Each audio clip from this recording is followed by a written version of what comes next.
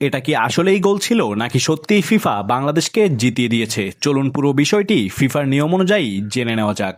গতরাতে ইউরোপের মাটিতে সান মারিনোকে হারিয়ে ইতিহাস গড়েছে বাংলাদেশ ফুটবল। তবে ম্যাচের শেষ মুহূর্তে গোল লাইন থেকে মিতুল মার্মার সেই ক্লিয়ারেন্স নিয়ে শুরু হয়েছে তর্ক বিতর্ক। এক মুহূর্তের জন্য মনে হয়েছিল মিতুল মার্মা শুধু বলটি নয়, ম্যাচটিও হাতছাড়া করে বসলেন। আর সেই ঘটনাকে কেন্দ্র করেই প্রশ্ন তুলছে সান মারিনো। কিন্তু আসলে নিয়ম কি বলে?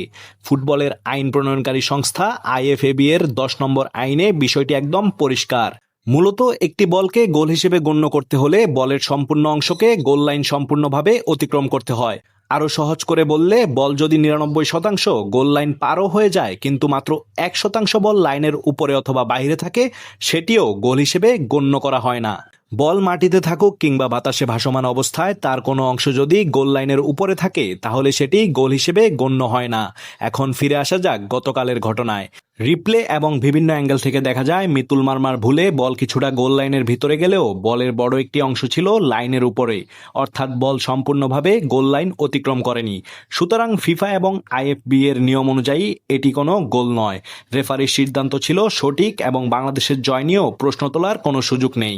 বরং ম্যাচ শেষে সান মারিনোর পক্ষ থেকে যে ধরনের মন্তব্য করা হয়েছে তা অনেকের কাছেই হতাশা প্রকাশের চেয়ে বেশি কিছু নয়। কেউ কেউ তো এটিকে রীতিমতো রসিকতা এবং হাস্যকর বলছেন। বাংলাদেশের ঐতিহাসিক এই জয় তাই নিয়মের দিক থেকে সম্পূর্ণ বৈধ। বিতর্ক থাকতে পারে, আলোচনা হতে পারে, কিন্তু ফুটবলের আইন এখানে একদম স্পষ্ট।